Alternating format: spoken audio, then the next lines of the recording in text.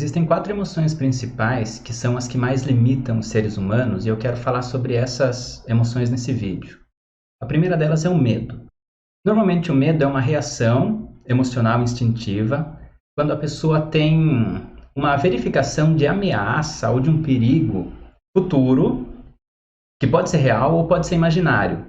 Mas uma característica importante do medo, tem que ser alguma coisa futura. Por mais que as pessoas falem assim, não, tal coisa aconteceu no meu passado e eu tenho medo agora, o medo que ela tem é sobre aquilo acontecer de novo. E não sobre o que aconteceu no passado, porque aquilo lá não gera mais medo, né? Pode gerar algum estresse, alguma coisa assim, mas o medo é sempre uma reação futura.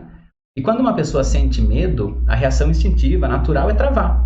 Ela tenta evitar o objeto ou a situação que gera medo. E qual que é o ponto, né? Qual que é uma variável interessante do medo?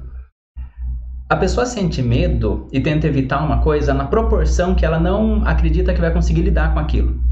Se ela sabe que ela vai ter recursos para lidar com alguma coisa, ela não sente medo. Ela sente medo quando ela acha que algo pode acontecer e ela não vai ter capacidade de lidar com aquilo. Por exemplo, atravessar a rua é uma das coisas que são mais perigosas, né? Dentro do que a gente faz na nossa rotina normal, uma das coisas realmente mais perigosas que a gente faz é atravessar a rua.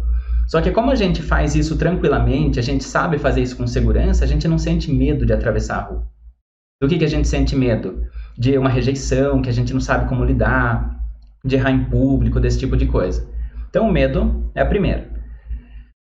Essas que eu estou falando não necessariamente tem uma ordem, tá? Não é que o medo é mais do que as outras. Eu só estou falando essas quatro, eu comecei pelo medo porque eu tenho que começar por alguma. A outra é a raiva.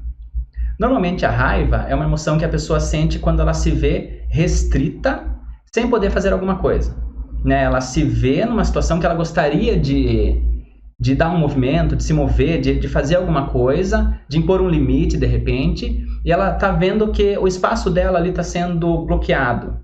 Por exemplo, um bebê, um recém-nascido, se você segura os bracinhos dele, ele sente raiva, né? Então ele quer recuperar o movimento. A raiva é uma forma de impor limites, de recuperar movimento. Enquanto o medo é uma emoção que trava, a raiva é uma emoção que faz movimento, que cria movimento. A raiva é uma emoção saudável na proporção que a pessoa consegue estabelecer limites normalmente. Mas a partir do momento que a raiva começa a se tornar agressão, ou uma tentativa de vingança, ou torcer para a pessoa se dar mal, ela começa a nos limitar. A questão fisiológica da raiva é que ela produz, né, no corpo uma reação química que não é tão saudável para o corpo. O medo também produz substâncias químicas que não são saudáveis para o corpo, e a raiva produz outras. Então, os dois em excesso são negativos, né, quando a gente não está conseguindo lidar bem com as coisas. Agora, as outras duas são, uma é a culpa. As pessoas sentem culpa quando elas percebem que fizeram alguma coisa que infringe uma norma pessoal, um valor pessoal. Então a pessoa faz alguma coisa que ela não deveria ter feito, ou ela julga que não deveria ter feito, e a culpa é uma emoção interna. A pessoa fica com aquela culpa para ela, lidando com aquela culpa, uma coisa dela, que ela está tentando processar, está tentando digerir. A culpa serve mais ou menos para a pessoa tentar evitar no futuro aquilo. Só que mesmo assim, mesmo a pessoa aprendendo alguma coisa, quando ela não consegue lidar com a culpa, aquilo consome, faz muito mal. Então é uma emoção que precisaria, por exemplo, né, o medo, a pessoa precisaria saber que ela pode desenvolver recursos para lidar com a situação tida como perigosa ou arriscada.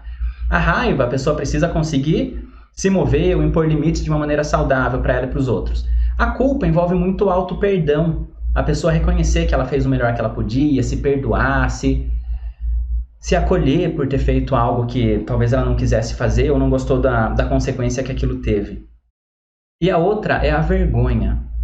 Enquanto a culpa é uma emoção mais interna que a pessoa fica processando, a vergonha a pessoa sente quando ela sente quando ela acredita, né, quando ela percebe que ela infringiu uma norma social, uma norma das outras pessoas, né, que ela fez alguma coisa em público ou para alguém viu e aquilo de repente infringiu o que alguém considera, né, como correto ou como honesto. Então vergonha é a pessoa violou uma norma social, uma norma dos outros. A culpa, ela violou uma norma dela mesma. E qual que é um ponto?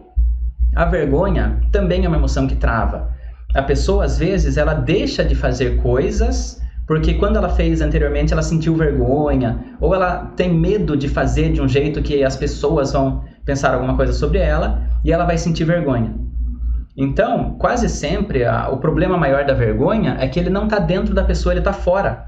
A pessoa não tem controle nenhum sobre o que os outros pensam. E ela acha que os outros pensam aquilo daquela maneira, e ela não quer fazer, e aí ela se trava, se limita porque ela sente vergonha de fazer. Ou vergonha de ter feito alguma coisa, e aí ela sente que precisa de uma penitência ou alguma coisa assim, porque aí ela meio que gera, às vezes, né, a vergonha pode gerar uma culpa também. A pessoa faz uma coisa que criou vergonha nela e ela fica se sentindo culpada e fica remoendo aquela situação toda. E a vergonha é um pouquinho complicada de lidar. Ela envolve também um auto-perdão, mas ela envolve um despreendimento sobre qual vai ser o efeito de alguma coisa, né? Então a pessoa tendo uma clareza que ela está fazendo o melhor dela e tudo mais, ela se despreende de ficar tentando ser muito perfeccionista e tudo mais. Todas essas 4 emoções, eu trato muito delas e de outras no curso Auto-Hipnose Gerativa. Se você quiser assistir uma aula desse curso, então clique aqui em algum lugar dessa tela e eu vou te levar para uma aula que você vai aprender sobre como a auto-hipnose gerativa pode trabalhar essas e outras emoções ou comportamentos limitantes. Espero que esse vídeo tenha sido interessante, que você tenha aprendido alguma coisa e a gente se vê em breve. Até mais!